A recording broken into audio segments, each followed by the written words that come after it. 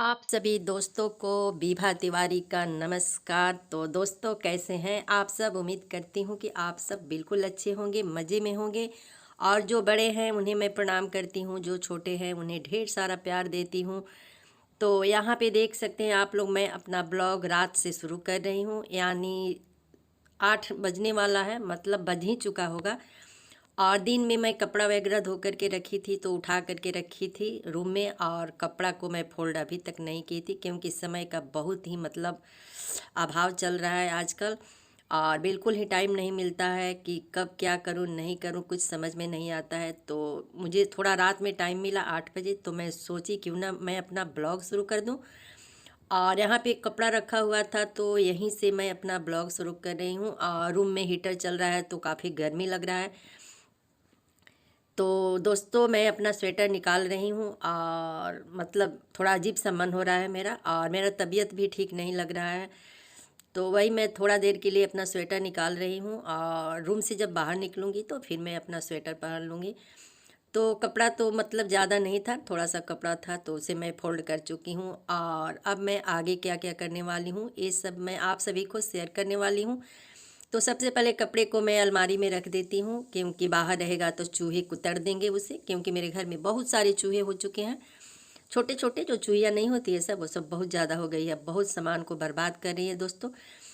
तो मेरे एक फ्रेंड ने, मतलब 2-4 हफ्ता पहले मैं एक वीडियो डाली थी, उसमें मेरे कोई फ्रेंड ने, मतलब नाम हमको याद नहीं है, तो बोली थी कि आपका मायका कहाँ है, आपके मायके में कौन है। तो दोस्तों, ससुराल मायके का कहानी कहा जाए तो कभी समाप्त होने वाला नहीं है, और मैं बताना भी नहीं चाहती हूँ। लेकिन मैं आज सोचती हूँ थोड़ा सा अपने मायके के बारे में बता दूँ, और थोड़ा सा अपने जीवन के बारे में बता दूँ, क्योंकि आप सभी मेरे फैमिली हैं, तो आप सभी को जानने का पूरा अधिकार है दोस्तों। तो चलिए हमारे साथ, और मैं सुनाती हूँ अपनी कहानी। दोस्तों, किसी ने मुझे कमेंट करके पूछा था कि आपके मायके में कौन कौन है, आपके कितने भाई हैं, आपके मम्मी पापा, भैया भाभी, मतलब कौन कौन है आपके परिवार में, आपके पापा क्या करते थे, आपके भैया क्या करते हैं। तो मतलब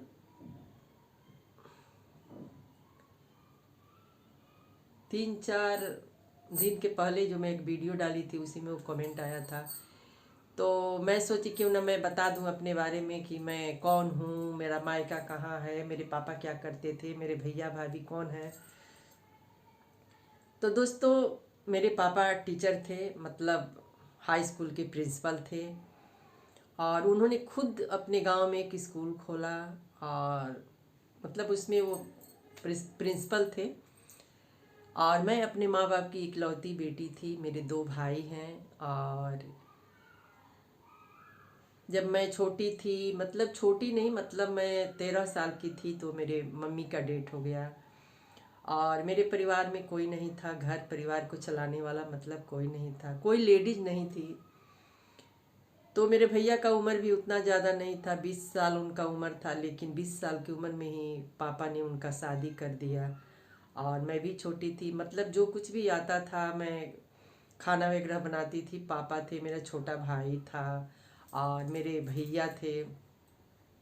तो मेरी भाभी आई, तो मेरी भाभी बहुत ही अच्छी थी, बहुत ही, मतलब मैं बता नहीं सकती हूँ कि वो कितना अच्छी हैं, और आज भी वो अच्छी हैं। तो हम लोगों को माँ का कमी कभी महसूस होने नहीं देती हैं, बहुत प्यार करती है हम सभी को। मेरे पापा हैं, और अभी वो फ़िलहाल तो बुजुर्ग हो चुके हैं, लेकिन मेरे भैया जो हैं वो भी मुझे बहुत प्यार करते हैं। और सबसे ज़्यादा प्यार मेरा भतीजा करता है, और वो आम जनता पार्टी का अध्यक्ष है मेरा भतीजा।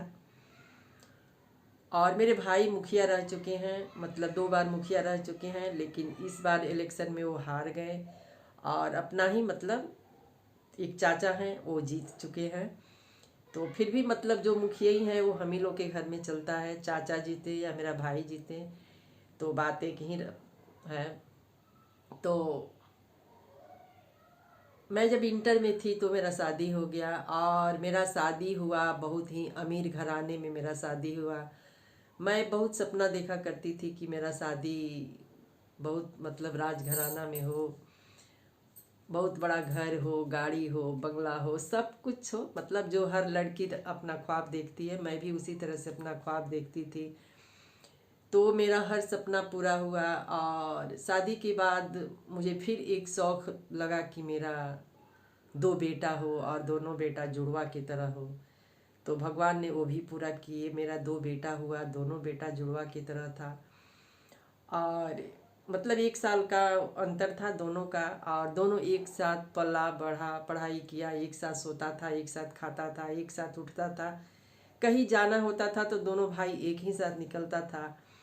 लेकिन धीरे धीरे धीरे धीरे किस्मत का जो खेल होता है वो शुरू हो गया हमारे साथ। यानी किस्मत अपना रंग दिखाने लगा, और धीरे धीरे करके मेरा सब कुछ बिखरने लगा। मेरा छोटा बेटा का डेथ हो गया, बड़ा बेटा घर नहीं आता है, पति हैं तो उनका पैर, मतलब एक ही पैर 5 बार टूट चुका है, तो बिस्तर पे पड़े हुए हैं।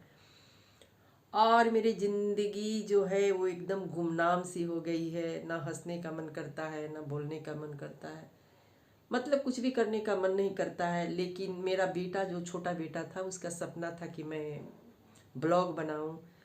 तो मुझे बहुत ही वो बोलता था कि मम्मी तुम ब्लॉग बनाओ, ब्लॉग बनाओ, लेकिन मेरे समझ में नहीं आता था कि मैं क्या ब्लॉग बनाऊं, क्या बोलूं।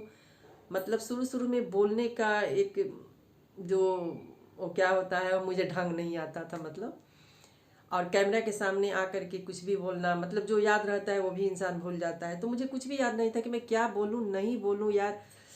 तो मैं सोची कि मैं गाना बहुत गाती थी, मतलब शादी विवाह का गाना मैं बहुत गाती थी।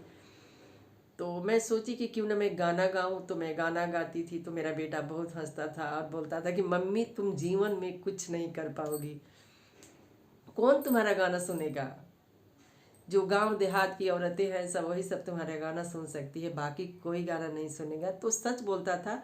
मुश्किल से मेरे चैनल पे 50-60 व्यू आते थे, उससे ज़्यादा नहीं आते थे।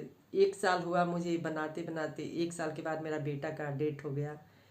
उसके बाद से मेरा सब कुछ बिखर गया, और मैं सोची कि अब मैं कुछ नहीं करूँगी, और कैसे मैं गाना गाऊंगी, मतलब जिसका बेटा मरा है उस माँ के मुंह से कैसे गाना निकल सकता है। तो मैं मतलब भूल ही चुकी कि मैं अब ये सब करूँगी, तो बिल्कुल ही करने का मन नहीं था। लेकिन मेरा भतीजा था, मैंने कुछ लोग थे, 2-4 आदमी थे जो मुझे दबाव देने लगे कि अरे तुम्हारा बेटा का सपना था, तुम इसे पूरा करो, और कब तक रोगी, कब तक बैठी रहोगी उदास, वो तो जो चला गया वो तो लौट कर आने वाला नहीं है दोस्तों। तो मतलब 2 से 3 महीना उसके, मतलब उसको मरे हुए हुए थे। उसके बाद से मैं सोची कि उसका सपना था कि मम्मी ब्लॉग बनाए, तो मैं ब्लॉग बनाऊंगी। तो फिर मैं कैसे ब्लॉग बनाऊं, क्या बोलूं, कुछ मतलब समझ में नहीं आता था।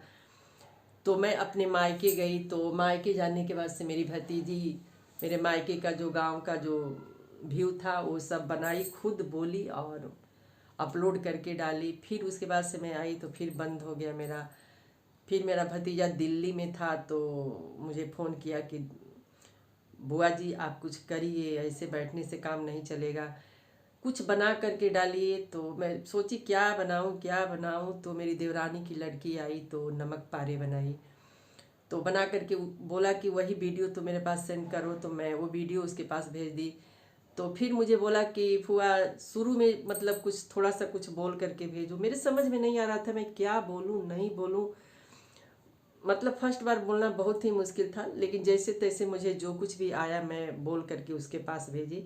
तो मेरा फर्स्ट ब्लॉग था, आप लोग जा कर के देख सकते हैं कि मैं किस तरह से बोल रही हूँ। उसके बाद से मैं धीरे धीरे बोलना मतलब सीखने लगी। बोल तो अभी नहीं पाती हूँ, अभी भी नहीं बोल पाती हूँ, लेकिन कैमरा के सामने आने पर समझ में नहीं आता है कि क्या ब्लॉग बनाऊँ, क्या बोलूँ। तो इसी तरह से धीरे धीरे करके जो कुछ भी देखती हूँ, जो मुझे नज़र आता है, मैं आप सभी को शेयर करती हूँ। और आप सभी का इतना प्यार, इतना सपोर्ट मुझे मिलता है, ये तो मैं पहले सोच भी नहीं पाई थी कि मुझे इतना प्यार करने वाला मेरा यूट्यूब फैमिली मिलेगा। तो आप सभी का सबसे पहले मैं दिल से बहुत बहुत धन्यवाद करती हूँ कि आप सभी ने मुझे अभी तक ज़िंदा रहने के लिए आप लोगों ने मेरा साथ दिया। अगर आप लोग नहीं होते तो शायद मैं नहीं जिंदा रह पाती और मैं घुट घुट के मर जाती। तो मैं अपने उस बेटा का भी शुक्रिया अदा करती हूँ जो मुझे ब्लॉग बनाने के लिए मुझे बहुत ही मतलब दबाव डालता था कि मम्मी तुम ब्लॉग बनाओ ब्लॉग बनाओ। तो आज इस ब्लॉग की वजह से मैं ज़िंदा हूँ और आप सभी के सामने हूँ, सबके सामने हूँ। लेकिन मेरा परिवार है, सब कुछ बिखर चुका है। लेकिन कहने वाले तो बहुत कुछ कहते हैं, अपना लोग ही मुझे बहुत कुछ बोलता है कि अरे इसका बेटा मर गया है, ये ब्लॉग बना रही है, कैसे बोलती है, कैसे हंसती है, अरे पता नहीं कैसे कर लेती है। मेरे साथ तो ऐसा रहता तो शायद मैं बोल ही नहीं पाती, तो मैं मर जाती, तो मैं ये करती वो करती। मतलब कहने वाले बहुत कुछ मेरे बारे में कहते थे और मैं सुनती थी। लेकिन मैं हिम्मत नहीं हारी, अपने बेटा का सपना पूरा करने के लिए मैं ब्लॉग बना रही हूँ। और आप सभी का प्यार है तो मैं कभी हार नहीं सकती हूँ और मैं जीत करके दिखाऊंगी, क्योंकि मेरे साथ मेरा यूट्यूब फैमिली है। तो मैं आप सभी का दिल से धन्यवाद करती हूँ और बहुत बहुत बधाइयाँ देती हूँ कि आप सभी ने मुझे इतना साथ दिया, इतना प्यार दिया।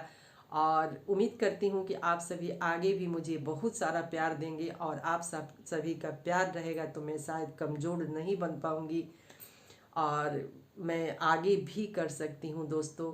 तो आप सभी अपना प्यार सपोर्ट ऐसे ही बनाए रखिएगा। इसी के साथ मैं अपना ब्लॉग यहीं पे समाप्त कर रही हूँ और उम्मीद करती हूँ कि आप सभी को मेरा आज का दर्द और दुख मतलब दिखाई देगा और आप सभी मेरा साथ देंगे। और जो मेरे फ्रेंड्स न्यू हैं, मेरे चैनल पे फर्स्ट बार आए हैं, तो प्लीज़ आप लोग मेरे चैनल को सब्सक्राइब करिए, बेल आइकन प्रेस करिए, ताकि जब भी मैं वीडियो अपलोड करूं तो नोटिफिकेशन आप सभी को मिले। और ऐसे ही अपना प्यार सपोर्ट बनाए रखिएगा और सब्सक्राइब करिएगा। तो मुझे कमेंट करके ज़रूर बताइएगा ताकि मैं रिटर्न कर सकूं और मेरे तरफ से आप सभी को फुल सपोर्ट मिलेगा दोस्तों। तो फिर मैं आप सभी से कल मिलूंगी नए ब्लॉग के साथ। तब तक के लिए bye, see you, love you, thank you for watching.